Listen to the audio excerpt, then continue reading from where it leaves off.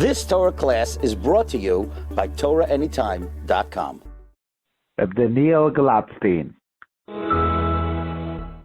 If we were to narrow down, to pinpoint exactly what was the sin of the golden calf, we know it was an egregious sin, Naver, that we pay the price for all time. What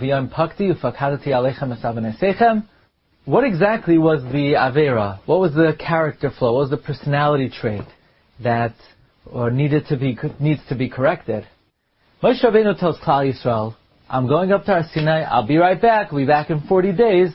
And Rashi says Klal Yisrael made an error. They thought if Moshe Rabbeinu said I'll be back in 40 days, so 40 days later he'll be back. They didn't realize that he meant 40 complete days. The first day didn't count because the night had already passed, so it's 40 days starting tomorrow. And therefore Moshe said, I will appear when I return within 6 hours. So the 40th day, according to their calculation, came, and Moshe had not returned, and the Satan created an aura of confusion and cloudiness and haze, and he said Moshe must have died, and Klal Yisrael could not wait. And they said, Asei lanu Elohim asher yelchu lefanenu, you have to make for us an avodah zarah. And Aaron tried to delay, he tried to stall, but the Klal Yisrael woke up early in the morning and they made the egel. And as they're making the egel and as they're dancing around the egel, Moshe Rabbeinu returned, and Klal Yisrael realized that they blew it. They made a big blunder. They needed to wait one extra day. Says the Chafetz Chaim. From here we see how important patience is. Because Klal Yisrael were not patient, and they didn't wait the extra day, and they didn't wait to see what is the correct course of action, because of that, the Jewish people suffer for all time because of a lack of savlanos, a lack of patience. They just should have waited one extra day. And this really has been the verdict of history from the beginning of time.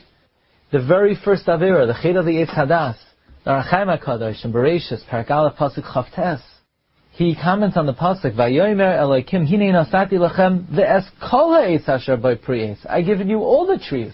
And the Arachaim HaKadosh is bothered. What do you mean all the trees? Adam Rishon wasn't allowed to eat from the Eitz Hadas. And the Arachaim HaKadosh offers in his second answer that yes, Adam Rishon was allowed to eat from the Eitz Hadas if he only would have waited until Friday night. He would have been able to make Kiddush on it. But Adam Rishon made an early Kiddush. He had a Kiddush club. That was the beginning of the Kiddush clubs. And it brought Nisa to the whole world. All the ills of the world, all the ills of life come from the fact that Adam Rishon ate from the Eitz Hadas. But it was something that was permitted to him if he only would have waited. But he didn't wait. Now how long did Adam have to wait already? He was born on Friday, he was created Friday in the afternoon. It would only be a couple hours. But Adam didn't wait the few hours, and because of that, the rest of history. So the Chet of Adam Harishon, the Chet HaEgal, even the Chet HaMeraglim, Vayivkom Balayla Hahu, they cried that very night. Wait another day. Maybe you'll see tomorrow. Things will be better. Things will be different. You'll have a better frame of mind to deal with the challenge that you're being faced with. But the verdict of history is that the big challenge of life is savlanos, patience, waiting, the ability to wait a little bit for delayed pleasure instead of instant gratification. That is the pattern of history, and that is the nekuda of the sin of the Chet HaEgel and the Eitz Hadas. It's interesting, I remember shmuz that I heard from our saintly Rosh Yeshiva, Rav Hanoch Liebowitz Zechatzak Levracha, regarding the Chet of Mei Meriva. Rashi says, we know that Moshe Rabbeinu hit the rock. But Rashi tells us in the beginning, Moshe Rabbeinu spoke to the rock, but he spoke to the wrong rock. So the rock really was only producing little drips of water, so Moshe Rabbeinu figured he should have hit the rock, and he hit the rock, and that was the mistake of Moshe Rabbeinu. And the Taz quotes Rabbi Yehuda Mizrahi, and the question is, what exactly was the mistake of Moshe Rabbeinu? Moshe Rabbeinu, he spoke to the rock, and he did what Hashem said, but it wasn't working because he spoke to the wrong rock. So then, what's the taina of Moshe Rabbeinu? So the Taz, in his second answer, says that the truth is Moshe Rabbeinu should not have known that he spoke to the wrong rock. How is Moshe Rabbeinu supposed to know that he spoke to the wrong rock? So Moshe Rabbeinu is in a quandary. He has 600,000 people to feed. He did what Hashem said by speaking to the rock, and now he doesn't know what to do. So he has no choice. He has to hit the rock. God said speak to the rock, so he spoke to the rock. So now what? He has no alternative, so he has to hit the rock. Says the Taz, no, he has an alternative. You know what the alternative was? Wait. What do you mean wait? But he has 600,000 people down his back waiting to have something to drink. What do you want from Moshe Rabbeinu? No, the Taina of Moshe Rabbeinu was, God said speak to the rock. You did? Okay, nothing happened. So now wait until Hashem gives further instruction. So this is also an example of one of the cardinal sins in history, where the Avera was only that Moshe Rabbeinu, he didn't know what to do, so under the circumstances, he felt he had no alternative other than to take action and hit the rock. And the Taina of Moshe Rabbeinu, according to the Taz, was he should have just waited for further instruction. You know, it's interesting. There was a famous study conducted in 1972 about delayed gratification, led by the psychologist Walter Mischel, professor at Stanford University. So in the study, a child was offered a choice between one small but immediate reward or two small rewards if they waited a period of time. So during the time, the researcher left the room for about 15 minutes and then came back, and the reward was either a marshmallow or a pretzel stick, depending on the child's preference.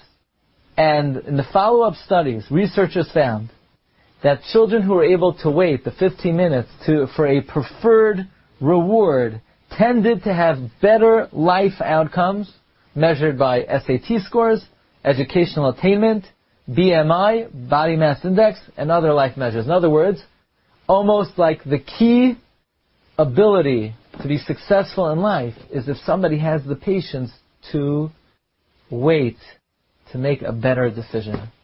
And throughout history we find that this has been the downfall of Adam, whether Adam HaRishon, or Klal Yisrael D'Cheda Egel, or even Adonenu Moshe Rabbeinu, who we could not even find an iota of fault if not Chazal revealed to us, Baruch Kodsham. But nevertheless, this seems to be a foundational midah, a seminal midah in the success or lack thereof of a person's life. Now, why is patience so important? Why is it so fundamental? Why is it that the Rebbeinu Shalom is so expectant and demanding upon us when it comes to this particular midah? So I think there are two dimensions to this. Number one, Rabbi Victor Miller, Zechak the Bracha, would quote the Chavis Havavos in the Shar Avodas Elokim. The Chavis Havavos asks, what is man's function in this world? What is the main objective of man in this world? And one of the three objectives that the Chavis Havavos identifies is that a person should become kemalachim hasolvim, like the angels that are tolerant, the angels that are patient. That one of the chief objectives in this world is to become tolerant, patient. That's one of our main purposes in this world. That we should be able to tolerate difficult people, difficult circumstances, occurrences that are not lefi ritzonenu. And therefore we could suggest that is why these chataim are considered so severe, because demonstrating a lacking in this particular midah is not just one particular character flaw, but it's lacking in the entire objective of chayim in this world. And now we come, I think, to the even more important reason, and that is, what is this whole world about? What are we here for? Olam hazeh doimel lefrois dar b'fnei olam haba. The whole purpose of our existence is to ultimately be able lehanois miziv shchinasai shezeu hatainig ha'amiti v'ha'iden ha'gadol mikol ha'yidunim sheyicholim limatzei. The purpose of existence is to attain the greatest pleasure, which is the veikos ha'kadosh baruch hu. But the place of this veikos, of course, is olam haba. So the entire purpose of existence is chara b'hai al maleka. There's no reward in this world. It's all about working in this world to be able to attain olam haba. So the whole function of our existence is to have the tolerance and patience To be able to say, I'm working hard in this world, but I don't expect a paycheck in this world. The paycheck's going to come later. That's the whole tachlis hachayim. So a lacking in the midah of savlonus is, so to speak, a lack in the whole understanding and recognition of what our function in this world is. Patience is the foundational character trait necessary to be successful b'chaye olam hazeh, in order to be zocheh to chaye olam haba. And therefore we have to learn from the Chedo Egal that sometimes in life, a person has to take a deep breath and say, okay, I know I need my child to do X, Y, and Z, but maybe he's not ready to do that yet, maybe he's not mature enough to do that. Let me take a breather and wait until he develops. I know I want something, but I can't have it right now. I'm going to wait a little bit, because exercising these muscles, this midah, will prime us to be able to fulfill our main tafkid in this world, and that is la'amol v'la'avodas Hashem k'dei lizkos l'chaye olam haba. Agun Shabbos.